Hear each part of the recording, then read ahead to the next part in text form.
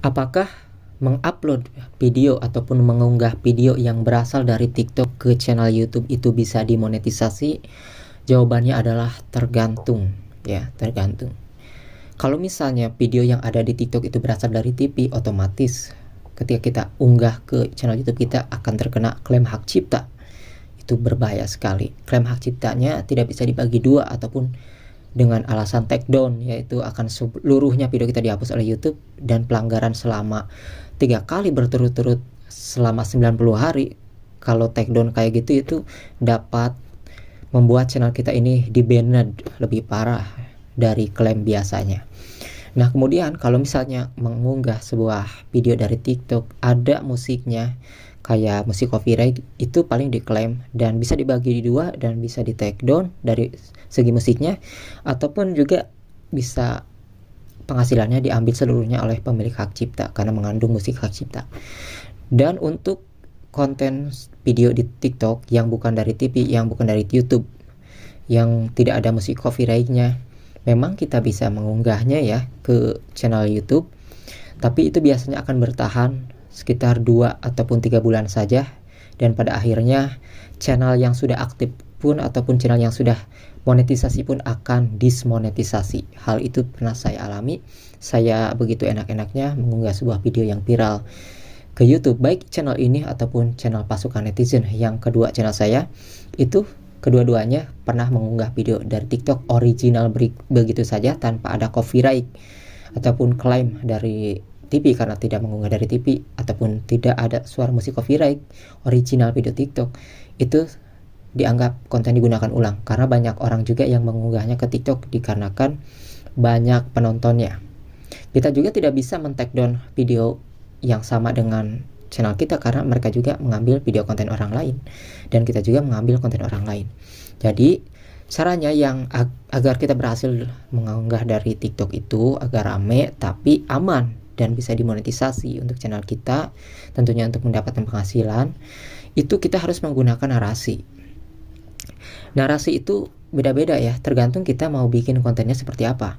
Apakah kita mau bikin konten seperti berita artis ataupun berita tentang masalah pemberitaan kayak negara, politik, sebagainya, ataupun kita akan membuat konten seperti yang namanya calon sarjana ataupun on the spot kayak gitu.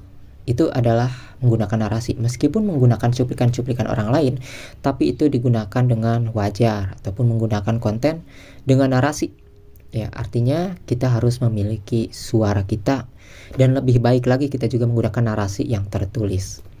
Itu akan membedakan bahwa channel kita ini dibuat dengan narasi untuk menjelaskan berita ini apa. Jadi jangan sampai membuat berita upload begitu aja konten-konten orang lain, itu gak bisa. Jadi kita harus menggunakan narasi suara.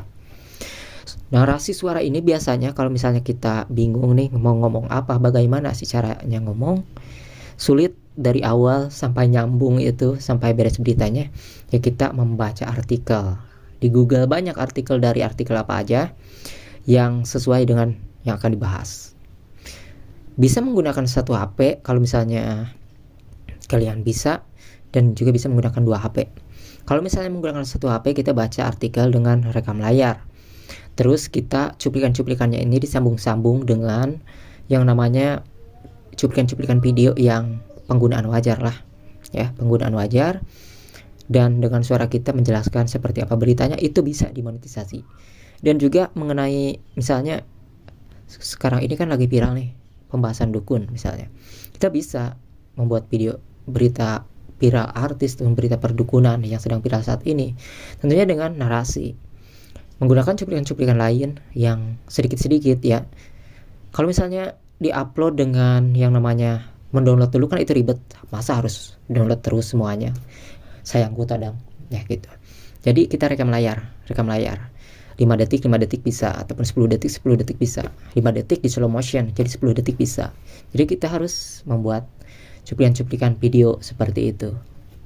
Nah, kemudian kita sambungkan, sinkronkan dengan suara narasi kita, dan tentunya kita juga boleh pakai intro, pakai logo YouTube, dan juga outro ya ataupun close dari konten kita gitu. Jadi ada intro, ada outro. Tanpa intro juga nggak apa-apa, yang penting video kita narasi kita sendiri ya, yang kita baca suaranya dengan sendiri. Jangan sampai suara Google itu berbahaya dideteksi, karena banyak orang yang nge-copy paste dari artikel Google dan suaranya itu mirip dari suara Google. Itu akan dianggap suara kalian mirip, jadi konten digunakan ulang juga kan.